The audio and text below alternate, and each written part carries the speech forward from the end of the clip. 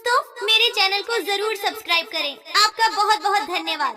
एक समय की बात है, लक्ष्मीपुर के जंगल में बहुत से पशु पक्षी रहा करते थे। उसके बीच रंगीला नाम का एक बड़ा ही नेक हिरण भी रहता था। वह बहुत ही मेहनती, मिलनसार और परोपकारी था। वह अपने मन, कर्म और वचन से सबका ख्याल रखता था। किसी का स्वास्थ्य खराब होने पर वह हालचाल लेने के साथ साथ उसके उपचार की भी व्यवस्था करता था। वह जहाँ रहता था वहाँ अपने मेहनत से चारों तरफ हरियाली रहता था। एक बार रंगीला स्वयं बीमार पड़ गया। उसे ऐसा बुखार चढ़ा कि उतरने का नाम ही नहीं ले रहा था। उसने स्वयं कुछ जड़ी बूटियां खाई, लेकिन कोई लाभ नहीं हुआ। उनकी बीमारी की खबर पूरा जंगल में फैल गई थी, लेकिन उसे देखने के लिए कोई नहीं आया। तब उसका मन अधिक मुरझा गया। उसे उठा नहीं जा रहा था। फिर भी वह उठकर थोड़ा आगे आया और उसने देखा कि दो हिरण उनके इलाके में आ गए थे। वह उनके बड़ी बड़ी हरी हरी घास खा रही थी। उन्होंने जब रंगीला को देखी तो मुस्कुराने लगी। अरे रंगीला, कैसी है तुम्हारी तबीयत? हम लोग तो तुमसे ही मिलने आए हैं, तुम्हारा हालचाल जानने आए हैं। हाँ रंगीला, मैंने सुना तुम्हारी तबीयत बहुत खराब है, तो हमसे रहा नहीं गया, इसीलिए चले आए हैं। अब बताओ, कैसी तबीयत है तुम्हारी? तबीयत में कुछ सुधार नहीं आया है, अब कोई दूसरी दवा लेनी पड़ेगी। हाँ हाँ, अच्छी दवा लेना और अपनी ख्याल रखना। अब तुम आराम करो, हम चलते हैं। रंगीला मुड़कर अपनी घर के तरफ चला गया और इधर दोनों हिरण फिर से रंगीला के इलाके के हरे हरे घास खाने लगी। हमने इस जगह के बारे में जितना सुना था उससे कहीं ज्यादा पाया। रंगीला ने बड़ी मेहनत से ये गुलशन सजाया है। चारों तरफ हरियाली ही हरियाली है। देखकर और खाकर तबीयत खुश हो गई। अभी पेट भरकर खा लेता हूँ, फिर कल रंगीला से मिलने के बहाने आ जाऊंगा। हमें रंगीला से क्या काम, हमें तो यह हरियाली खींच लाई है। चलो हम फिर कल आएंगे रंगीला से मिलने के बहाने। जब दोनों हिरण का पेट भर गया तब वह वहां से चले गए और अपने इलाके में जाकर वह रंगीला के इलाके के हरे हरे घास के बारे में तारीफ करने लगे। अरे भाई, यहाँ सूखे घास खाकर पड़े हो, वहाँ जाओ रंगीला के दरबार में, रंगीला का हालचाल पूछो और पेट भर के हरे हरे घास खाओ।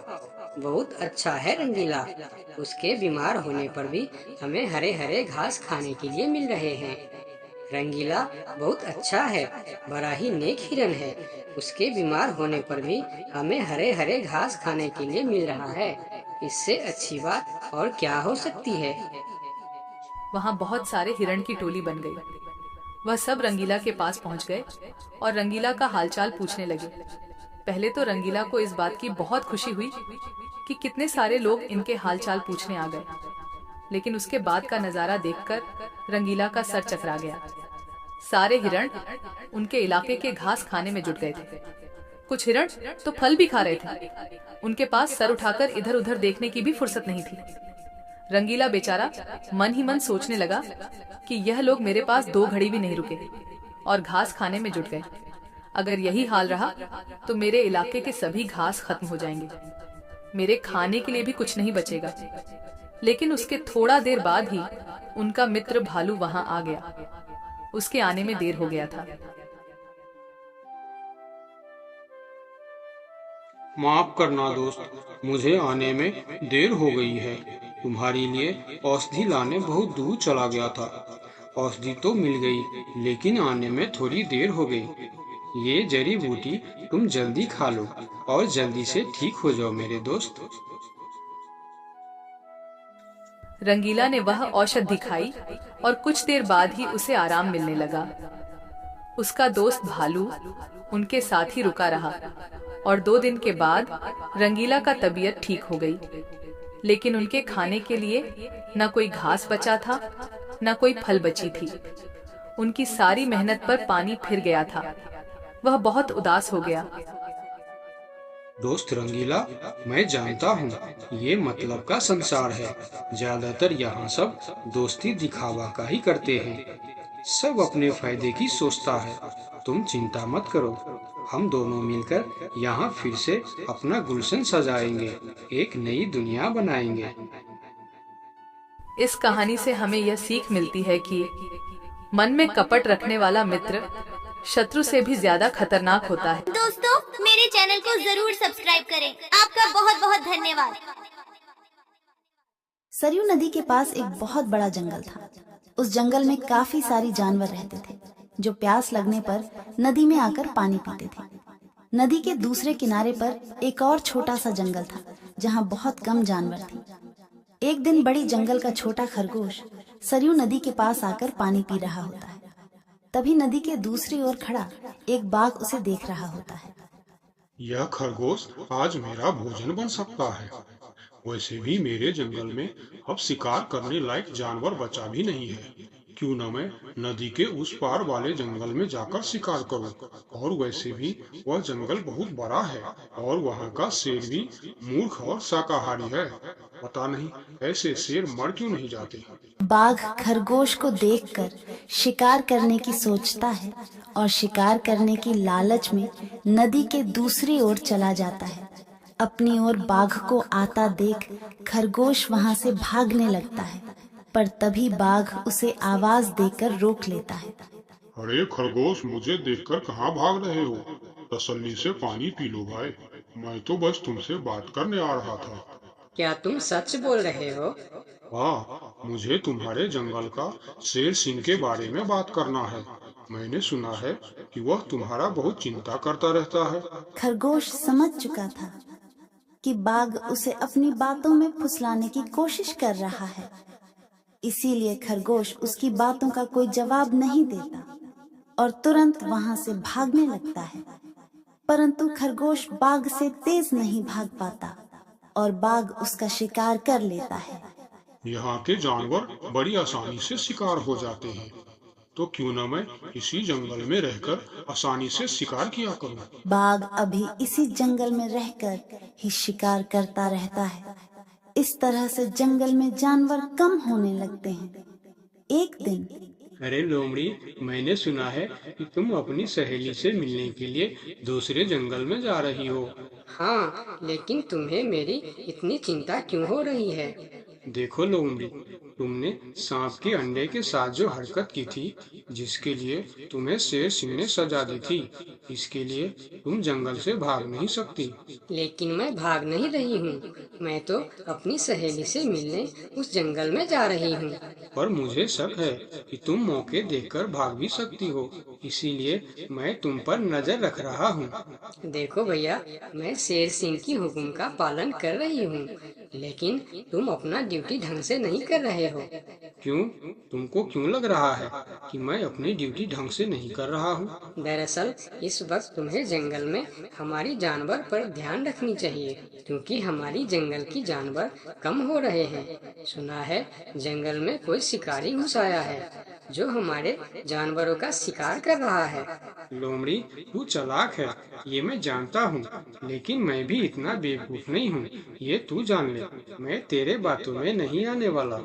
याद रखना, अगर आज तुम मेरे बातों पर यकीन नहीं करोगे तो तुम भी किसी दिन कोई शिकारी जानवर का शिकार बन जाओगे। चाहे जो भी हो जाए, मैं तुम्हें यहाँ से जाने नहीं दूंगा। देखो, मेरा जाना बहुत जरूरी है। मैं 2-3 दिन में वापस आ जाऊंगी, मुझे जाने दो। ठीक है, मैं तुम्हें जाने दूंगा, लेकिन मेरा एक शर्त है। शर्त? कैसी शर्त? यही कि तुम्हें उस जंगल के थाने में जाकर रोज हाजिरी देनी होगी। मुझे मंजूर है। लोमड़ी को पता था कि जंगल से जानवर कम हो रहे हैं, इसीलिए वह हाथी की शर्त मानकर वहां से चली जाती है। वहीं दूसरी ओर हाथी जंगल की निगरानी करने लगता है। तब दिखता है कि जंगल से कुछ खरगोश गायब है। इस चिंता में कई खरगोश आपस में बात भी कर रहे होते। देखो भाइयों, हमें सावधान रहना होगा, क्योंकि जंगल से खरगोश गायब हो रहे हैं। हाँ, लेकिन इस बात का फरियाद हमें शेर सिंह को करनी चाहिए। तभी खरगोश की बात सुनकर हाथी उनके पास आता है। क्या हुआ है भाई? तुम सब आपस में क्या मीटिंग कर रहे हो? मुझे भी बताओ। हाथी भैया, तुम शेर सिंह के सेनापति हो, क्या तुम हमारी फरियाद राजा तक पहुंचा सकते हो? अरे भाई, तुम्हारी रक्षा करना ही मेरा ड्यूटी है। बताओ, तुम्हारी क्या शिकायत है? हाथी भैया, कुछ दिन से हमारे कई साथी गायब हो गए हैं। अगर तुम्हें अपनी जंगल की फिक्र है तो हमारी साथी खरगोश को ढूंढ के लेके आइए। क्या तुम्हें किसी पे शक है? हम सिर्फ इतना जानते हैं कि जो खरगोश गायब हुए हैं वह सब पानी पीने के लिए नदी के पास गए थे और तब से वापस नहीं आए हैं। और वह लोग गायब कितने दिन से हो रहे हैं? पिछले कई दिन से एक एक करके खरगोश गायब हो रहे हैं हाथी भैया।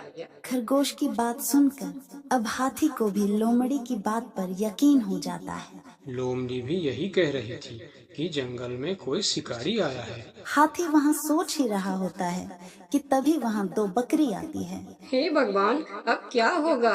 कौन बचाएगा हमें? अरे बकरियां, क्या हुआ है तुम्हें? क्यों रो रही हो?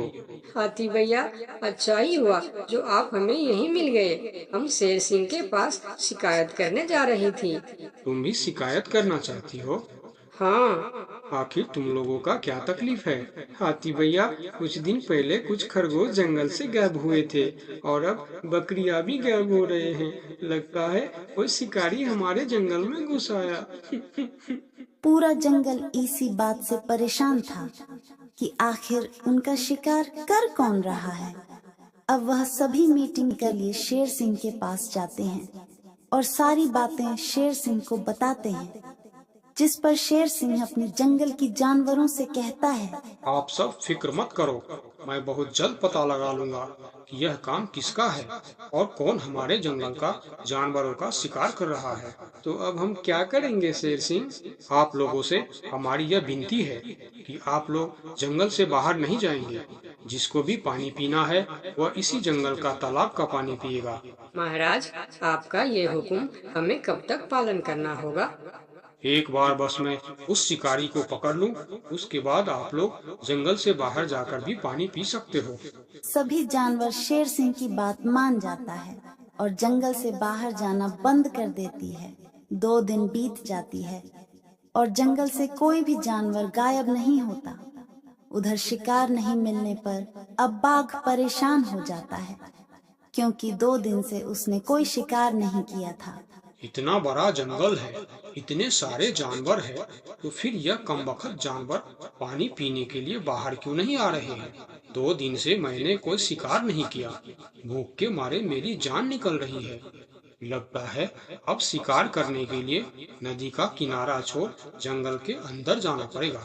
आखिर मैं भी तो देखूं, इस जंगल में सभी जानवर आखिर गायब कहाँ हो गए हैं। अब देखता हूँ मुझसे कैसे बचते हैं इस जंगल के जानवर। इतना बोलकर बाघ छुपकर जंगल के अंदर घुस जाता, जहाँ वह देखता है एक बकरी घास खा रही होती है। उस बकरी को घास खाता देख बाघ पीछे से उस पर हमला कर देता है और उसे मारकर अपने साथ जंगल से बाहर ले जाता है। ये सब एक दूसरी बकरी देखती रहती है। अच्छा, तो ये बात है। अभी मैं जाकर शेर सिंह को बताती हूँ। फिर बकरी सभी जानवरों को इकट्ठा करके शेर सिंह के पास पहुँचती है। महाराज, हमारे जंगल में दूसरे जंगल का बाघ घुस आया है और वही हमारे जंगल में शिकार कर रहा है। महाराज, वह बहुत तेज और बहुत दुष्ट शिकारी है। उसने हमारे सामने ही हमारे साथी को मार डाला, जो मैंने अपने आंखों से देख के आया हूँ। महाराज, अब आप कुछ कीजिए महाराज, नहीं तो हमारे प्रजाति खत्म हो जाएंगे। महाराज, अब कुछ करना ही पड़ेगा। अब आप कुछ कीजिए महाराज, नहीं तो हमारी प्रजाति खत्म हो जाएंगे। हाँ महाराज, अब कुछ करना ही पड़ेगा। सबकी बात सुनकर शेर थोड़ी देर सोचकर बोला, लोमड़ी कहाँ है? महाराज, वो नदी के उस पार वाले जंगल में गई है। शेर सिंह लोमड़ी के मदद से बाघ को पकड़ने का मन ही मन प्लान करके बोला, देखो, इस जंगल का जानवरों का रक्षा करना हमारा पहला कर्तव्य बनता है और मैं आप लोगों की रक्षा जरूर करूंगा। बस आप सबको मेरा साथ देना होगा। जैसे मैं बोलूंगा वैसे आप सबको करना होगा। हाँ, हम सब तैयार हैं महाराज। तो सुनो, आप लोगों में से कोई भी उस नदी के किनारे नहीं जाएगा, और जब वह शिकारी को शिकार नहीं मिलेगा तब वह जंगल के अंदर आने के लिए मजबूर हो जाएगा, और वो जब जंगल के अंदर आ जाएगा तब मैं जंगल के किसी एक जानवर को उसके सामने भेजूंगा। फिर जैसे ही वह मेरे भेजे हुए जानवर का शिकार करने जाएगा, हम सब उस पर हमला बोल देंगे। मतलब हम में से किसी एक को अपनी जान खतरे में डालनी होगी महाराज। हाँ, मगर मौत के मुंह में जाने के लिए कौन तैयार होगा महाराज, वह तुम्हें कल पता चल जाएगा। शेर सिंह अपने गुप्तचरों द्वारा लोमड़ी को संदेश भिजवाकर उसे वापस बुलाता है। आपने मुझे इतनी रात में यहाँ क्यों बुलाया महाराज? लोमड़ी, मैं तुम्हारी सजा माफ करना चाहता हूँ, मगर तुम्हें मेरा एक काम करना होगा। सजा से छुटकारा पाने के लिए मैं कुछ भी करने के लिए तैयार हूँ महाराज। ठीक है, तो सुनो। लोमड़ी की हाँ करती ही शेर सिंह ने बाघ को पकड़ने का प्लान उसे बता दिया। महाराज, जब बाघ मेरा शिकार करने आएगा तब आप मुझे टाइम पर आकर बचा तो लेंगे ना? मैं शेर हूँ, कोई नेता नहीं जो वचन देकर मुकर जाऊंगा। तुम निश्चिंत रहो, तुम्हें कुछ भी नहीं होगा। अगले दिन प्लान के अनुसार लोमड़ी नदी के किनारे जाता है। शिकार को आता देखकर बाघ खुश हो जाता है। वाह, आज मुझे पेट भरकर खाना मिलेगा। शिकार के नजदीक आते ही मैं उसे मार दूंगा। लोमड़ी डरते डरते नदी के किनारे पहुंच जाता है। हे भगवान, टाइम पर शेर सिंह को भेज देना। कैसी हो लोमड़ी? मैं ठीक हूँ बाघ भाई। अभी तो तुम ठीक हो, लेकिन थोड़ी देर बाद ठीक नहीं रहोगे। क्या मतलब? मतलब ये कि मैं अभी भूखा हूँ, और जब मैं भूखा होता हूँ तो किसी का भी शिकार कर लेता हूँ। इतना बोलकर जैसे ही बाघ लोमड़ी की तरफ जाता है, वो शेर सिंह के जाल में फंस जाता है और वहाँ सारी जानवर आ जाता है। बाघ, तू शिकार के लालच में मेरे चंगुल में फंस गया है। अब तेरी कहानी खत्म। तुमने मुझे धोखा दिया शेर सिंह। जैसी करनी वैसी भरनी, मुहावरा तो तूने सुना ही होगा। बाघ, तू सबको धोखे से मारता था, इसीलिए मुझे तुम्हें भी धोखे से मारना पड़ा। मुझे माफ कर दो शेर सिंह, मैं हमेशा के लिए जंगल छोड़कर चला जाऊंगा। तूने हमारे जनता पर अत्याचार किया है, अब तुम्हें इसका हिसाब चुकाना पड़ेगा। साथियों, अपना बदला ले लो। शेर सिंह की आज्ञा मिलते ही सारे जानवर उस बाघ पर टूट पड़ता है। इस तरह से शेर सिंह अपने चालाकी और सूझबूझ से अपने जंगल के जानवरों की रक्षा करता है। इस कहानी से हमें यही सीख मिलती है कि धोखे का अंजाम धोखा ही होता है। जैसी करनी